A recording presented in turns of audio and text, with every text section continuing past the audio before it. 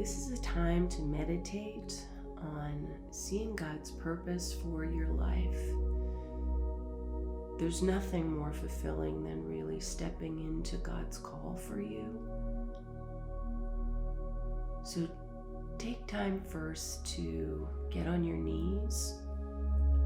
It helps in just connecting your heart to how small we are and how vast and big God is.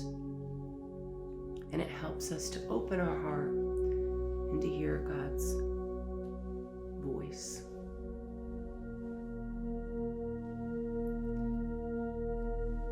So in thinking about God's purpose for you, first and foremost, it's allowing yourself to be filled up by the God of all creation, of water, earth, and sky. So just enjoy spending a moment taking in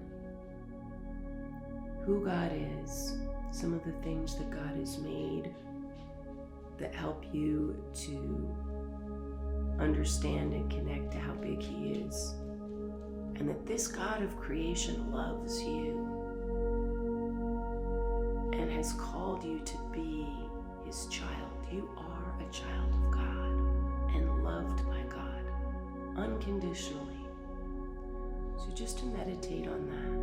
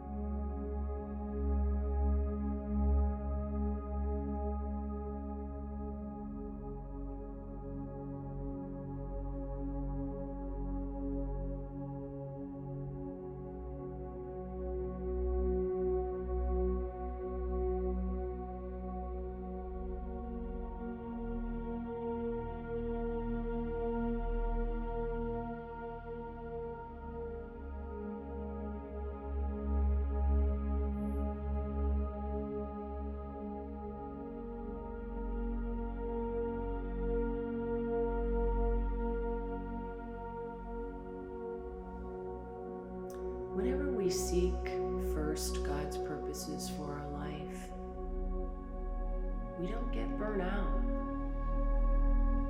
We actually feel light and rest. In Matthew 11, in verse 28, Jesus speaks and says, "Come to me, all you who labor and are heavy laden, and I will give you rest. Take my yoke upon you and learn from me, for I am gentle and lowly in heart, and you will find rest for your souls. For my yoke is easy and my burden is light."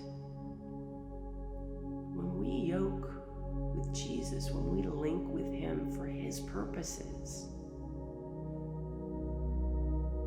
it says that He's gentle and that He will give us rest in that. When we seek Him and helping others to know Him and not depend on ourselves, then everything else gets lighter and easier, whether it's our jobs or challenges that we're facing. That's a promise that we will find rest for our souls, because the yoke, taking on, linking with Jesus in our purpose and living for Him, His yoke is easy and His burden is light. So just take a moment to meditate and to ask Jesus to show you right now what that would look like.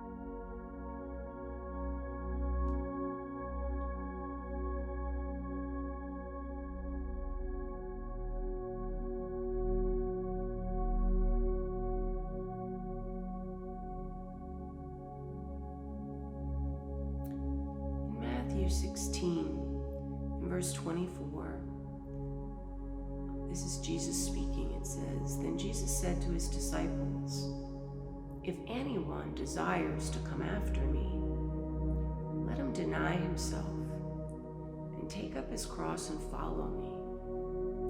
For whoever desires to save his life will lose it, but whoever loses his life for my sake will find it. For what profit is it to a man if he gains the whole world and loses his own soul? Or what will a man give in exchange for his soul?'" So oftentimes in the world, what's promoted is seeking our own, putting all of our time and our energy into career or being successful or some of these things, self-preservation, living for ourselves, hoarding, self-focus, me time, etc. But it's supernatural and a promise that Jesus says, if we deny ourselves and take up our cross and follow him, that whoever loses his life for Jesus' sake will find it. I've seen that over and over in so many people's lives when people have said, I am not seeking my own things. I'm not being self-focused or self-centered, but I'm living for Jesus and helping others to know him, that everything else gets better. It's counterintuitive, but it's supernatural, and it works. It's a promise from God that there's nothing like denying ourselves and living for him. It says, whoever loses his life for my sake will find it. It's life-giving. It makes everything else work. It makes our families, our relationships, our jobs work when we seek him first. So just take some time to meditate and ask Jesus to show you what that would look like in your life right now.